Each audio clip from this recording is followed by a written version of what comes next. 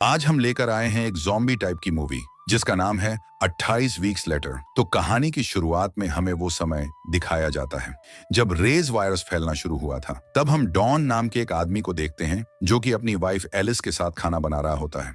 दोनों इस घर में काफी समय से छुपे हुए रह रहे हैं क्योंकि बाहर तो चारों तरफ वायरस फैल चुका है और जॉम्बिज भरे पड़े हैं। तो यहाँ इन दोनों के साथ घर में 4 और लोग रहते हैं, जिसमें जैकोब नाम का एक लड़का, किम नाम की एक लड़की और साथ ही एक बूढ़े कपल भी हैं। अभी फिलहाल डॉन एलिस से बात कर रहा होता है, जिसमें हमें पता चलता है कि किसी हॉलिडे ट्रिप की वजह से डॉन एलिस ने अपने बच्चों को पिछले महीने फ्रांस भेज दिया था और यह वायरस सिर्फ ब्रिटेन में फैला हुआ है, जिससे फॉर्चुनेटली आज डॉन और एलिस के बच्चे सेफ हैं।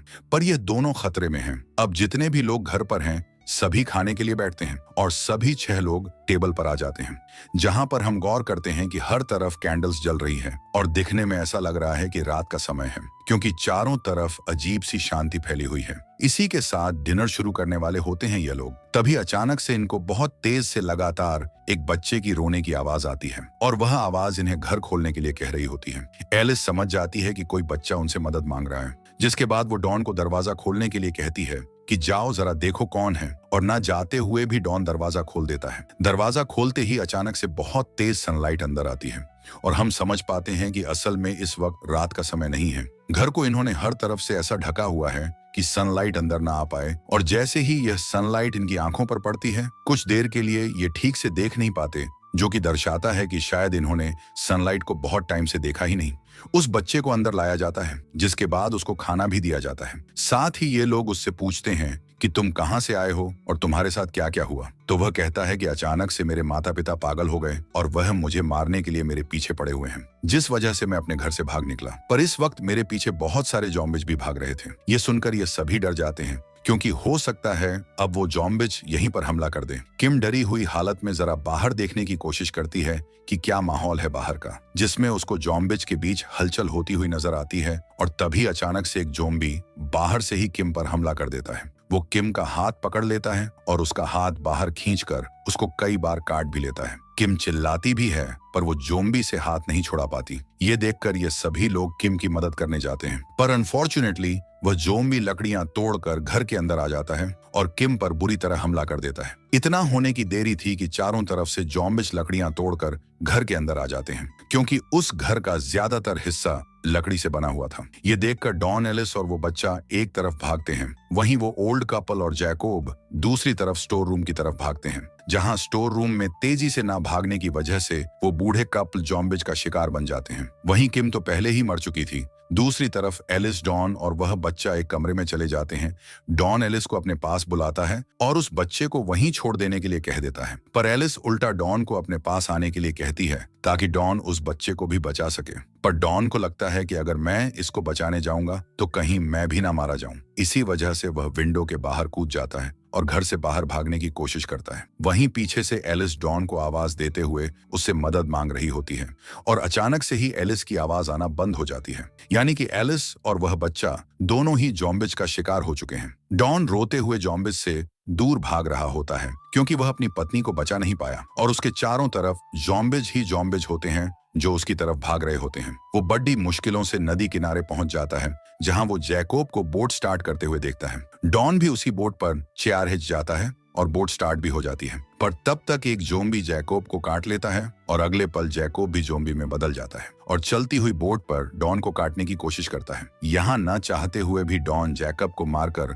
बोट से गिरा देता है और रोते हुए अकेला सही सलामत यहाँ से बच निकलता है। इसके बाद हमें बताया जाता है कि वायरस फैलने के 28 दिनों के बाद लगभग पूरे ब्रिटेन में यह वायरस फैल चुका था। उसके 5 हफ्तों के बाद जो जॉम्बिज बने हुए लोग थे वह खाना ना मिलने की वजह से मरने लगे। 18 हफ्तों के बाद ब्रिटेन को इस वायरस से पूरी तरह से फ्री डिक्लेयर कर दिया गया और 24 हफ्तों के बाद ब्रिटेन में सभी चीजें फिर से सही की जा रही हैं। और अब हम यहाँ से वायरस के 28 हफ्तों के बाद का सीन देखने वाले हैं। अब हम डॉयल नाम के एक डेल्टा फोर्स ऑफिसर को देखते हैं, जो कि एक स्किल्ड स्नाइपर भी है, जिसका काम होता है कि वह पूरे दिन शहर की निगरानी करे और जैसे ही उसे कोई जोम्बी दिखे वह उसको मार दे। डेल्टा की तरह कई सारे ऑफिसर शहर में हर वक्त निगरानी करते हुए रहते हैं और फिर हमें पता चलता है कि नाटो ने ब्रिटेन पर कंट्रोल कर लिया है और अब अमेरिकन आर्मी ब्रिटेन को संभाल रही है। इसी के साथ लोगों को वापस ब्रिटेन लाया जा रहा है, क्योंकि अब ज़ॉम्बीज ना के बराबर ही बचे हुए हैं और इस तरह लोगों को बुलाकर फिर से नॉर्मल लाइफ शुरू करने की कोशिश की जा रही है। और जिस शहर में सभी को रखा जा रहा है ना, उसका नाम है डिस्ट्रिक्ट 1, जो कि हर तरफ से सेफ और सिक्योर जगह है रहने के लिए। इसके बाद हम स्कैलेट नाम की एक अमेरिकन डॉक्टर को देखते हैं, जो हाल ही में डिस्ट्रिक्ट 1 में आई होती है, क्योंकि अब लोग डिस्ट्रिक्ट 1 में आने लगे हैं क्योंकि वह सेफ है और इस डॉक्टर का काम लोगों की हेल्थ चेक करने का है। स्कैलेट के साथ कई डॉक्टर्स भी वहां आते हैं। आगे हम देखते हैं कि डॉन के बच्चे टैमी और एंडी भी फ्रांस से लौट आए हैं और उनके साथ कई ऐसे लोग हैं जो यहाँ पर बचने के लिए आ चुके हैं। तो इन सभी लोगों को सबसे पहले चेकअप के लिए भेजा जाता है, जिस दौरान इनको ये भी पता चलता है कि ब्रिटेन में क्या क्या हुआ था, कैसे लोग मारे गए, कैसे वह ज़ॉम्बी में बदल गए, ये सारी चीजें इनको पता चलती है। अब चेकअप के दौरान टैमी का चेकअप इजीली हो जाता है। वहीं स्कैलेट नोटिस करती है कि एंडी की आंखों का कलर थोड़ा अलग है, यानी कि दोनों आंखों का कलर थोड़ा अलग है। ये देखकर स्कैलेट उससे पूछती है कि क्या तुम्हारे परिवार में किसी और का भी आंखों का कलर ऐसा है? तो एंडी जवाब देता है कि मेरी माँ की आंखों का कलर भी अलग ही था, यानी कि दोस्तों एलिस के फीचर ही एंडी को आए थे, इसलिए उसको ऐसी आंख मिली थी। अब आगे डॉन टैमी और एंडी को घर लेकर आ जाता है, जो कि असल में उनका घर नहीं होता। असल में डिस्ट्रिक्ट 1 को संभालने की जिम्मेदारी में डॉन को भी जिम्मेदारी दी जाती है और वह इस डिस्ट्रिक्ट का एडमिनिस्ट्रेटर होता है, ताकि उसका परिवार सेफ रहे। वहां वो उनकी मॉम की मौत के बारे में बच्चों को बताता है कि किस तरह ज़ॉम्बीज ने उनको मार डाला। हालांकि वो यह बात छुपा देता है कि उस वक्त एलिस को बचाने के लिए वो नहीं गया था, वो खुद एलिस को छोड़कर भाग गया था। ये बात वो नहीं बताता। बेचारे बच्चे अपनी माँ की मौत की खबर सुनकर बड़े दुखी होते हैं। रात में एंडी को नींद नहीं आती, उसे अपनी मॉम का चेहरा भी ठीक से याद नहीं आ रहा होता है, क्योंकि काफी टाइम हो गया था देखे हुए, जिस वजह से अगली सुबह एंडी और टैमी अपने पुराने घर जाने का फैसला करते हैं, जो कि यहाँ से पास ही में होता है। पर हाँ, वो डिस्ट्रिक्ट 1 के बाहर है और सेफ एरिया में नहीं आता वो। अब सुबह डॉन के अपने काम पर जाने के बाद टैमी और एंडी अपने पुराने घर की तरफ जाने लगते हैं और इस दौरान वो कर देते हैं सेफ एरिया को क्रॉस और चले जाते हैं डेंजर जोन में, और ये होते हुए डोयल उनको देख लेता है। दोनों फिर अपने पुराने घर पर पहुंच जाते हैं, जिसकी हालत बहुत ही बुरी होती है, और वहीं से दोनों अपनी फैमिली और मॉम की फोटो और पुरानी चीजें लेने लगते हैं कि तभी एंडी को ऊपर के कमरे से कोई आवाज आती है और जैसे ही वो ऊपर के कमरे में जाता है, उससे शॉकिंगली अपनी मॉम एलिस जिंदा मिलती है। एलिस अभी भी जिंदा है दोस्तों, और वह पूरी तरह से शॉक स्टेट में होती है।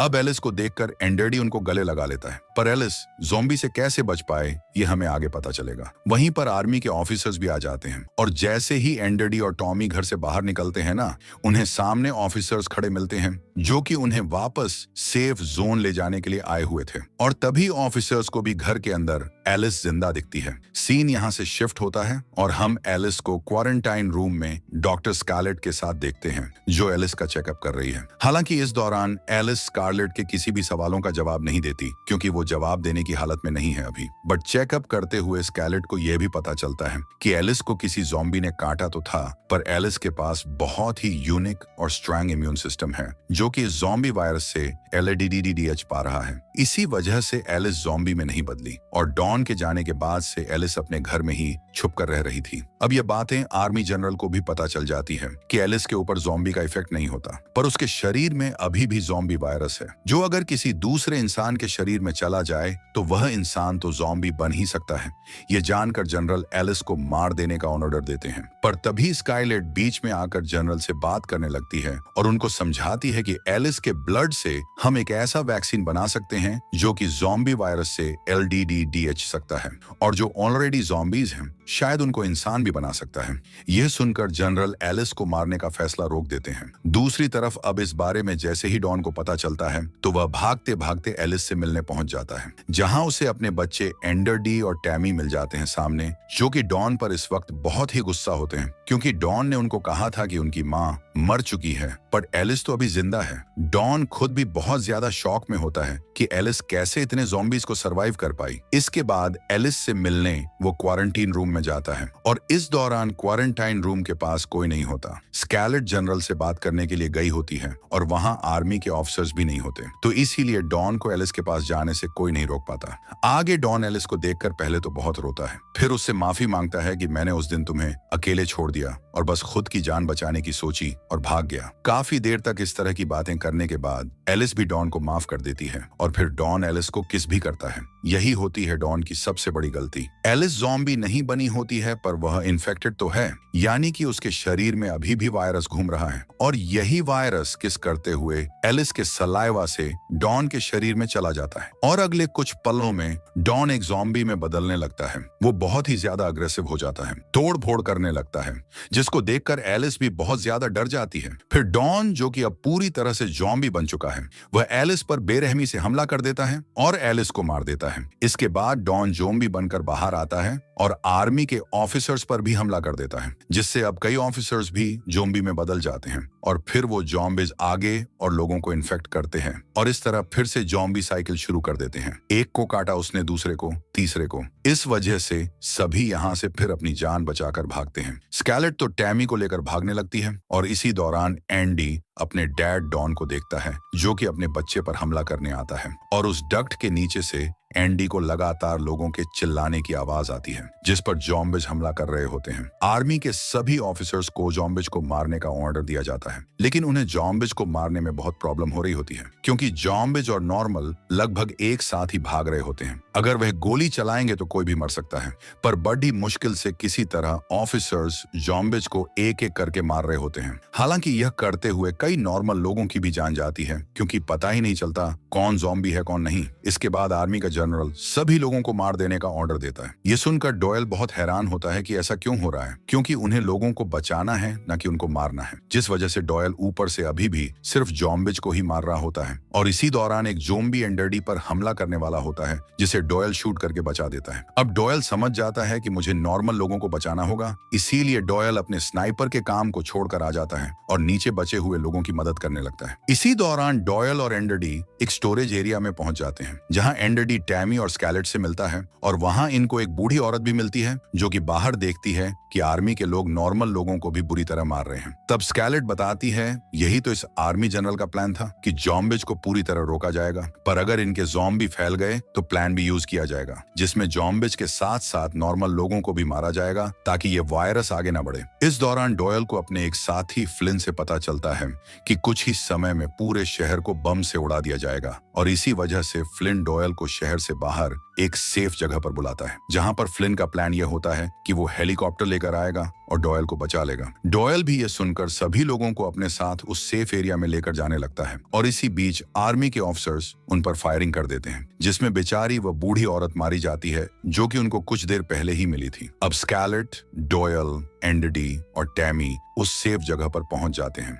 वहां स्केलेट डॉयल से कहती है हमें एंडर्डी को बचाना होगा, क्योंकि उसी के ब्लड से ज़ॉम्बी वायरस से लड़ने वाली वैक्सीन बन सकती है। तभी वहां पर फ्लिन हेलीकॉप्टर लेकर आ जाता है और वो देखता है कि सभी के पीछे बहुत से ज़ॉम्बीज भाग रहे हैं।